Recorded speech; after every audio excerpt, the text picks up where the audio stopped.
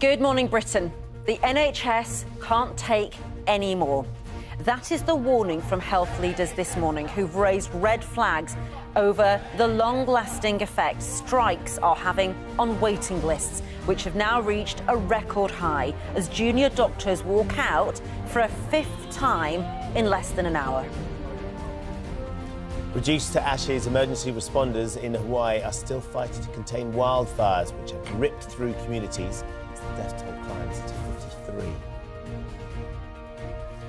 Chased to their deaths. In an exclusive interview, we speak to the uncle of one of two men who were killed when their car was rammed off the road by a TikTok influencer and her mother.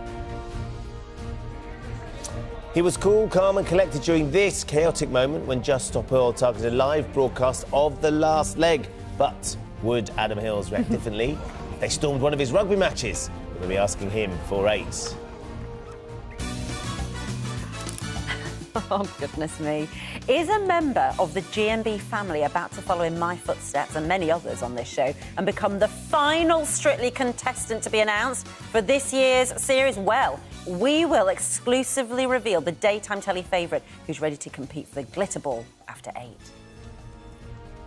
After the warm weather over the last few days, temperatures tail off into the weekend, and there's a story of sunny spells and a few scattered showers. I'll have all the details of that and more coming up on Good Morning Britain.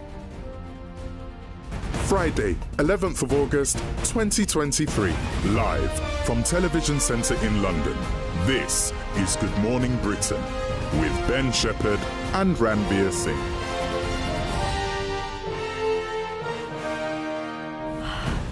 Big reveal. Big reveal at after 8 o'clock. I'm excited. I want it to be you. You want it to be me? I want it to be you.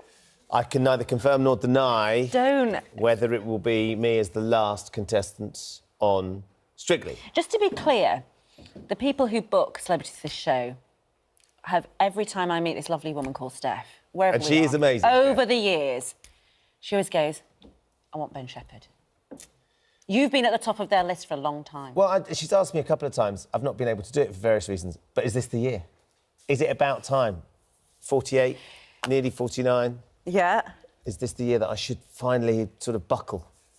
Well, the pressure of my colleagues mostly, who all just want me to go through the pain.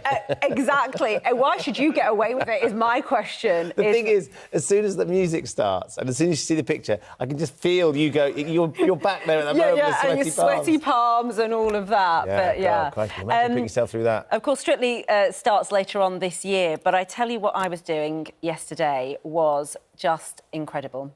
I was asked to be a judge for Pride of Britain. Amazing. What kind of amazing honour is that? You have been in that room. Many years. It's one of the most extraordinary experiences, isn't it? When you're sitting in the table and there's all those people, there's sports people and business people and personalities and pop stars and everybody's debating. And Carol Vorderman sort of handling it all brilliantly. And yesterday, I put on my Instagram that I was going to be judging it.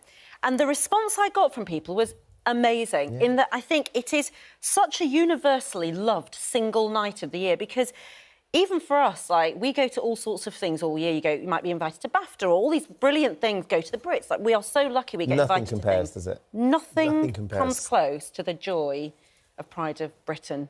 It's such a life-affirming thing. This is you guys yesterday. Stephen Bartlett, a dragon, just trying to stay on top of the... I mean, it gets quite tense, though, doesn't it? Well, I tell you what, there's quite a few categories to get through. Category 2, I cried. Because you have to say... That's not long in and you're crying. I cried in the second one, and I had to apologise. I'm so sorry. You can't help it. You get so... I'm going to do it again. You get so... I can't tell you who's not... I can't tell you anything. No. You get so involved because it's... You feel so passionately about what people have been through. And what was incredible, you have this list, you know, and then you've got to do a short... It's awful. It is awful. It's an excruciating experience.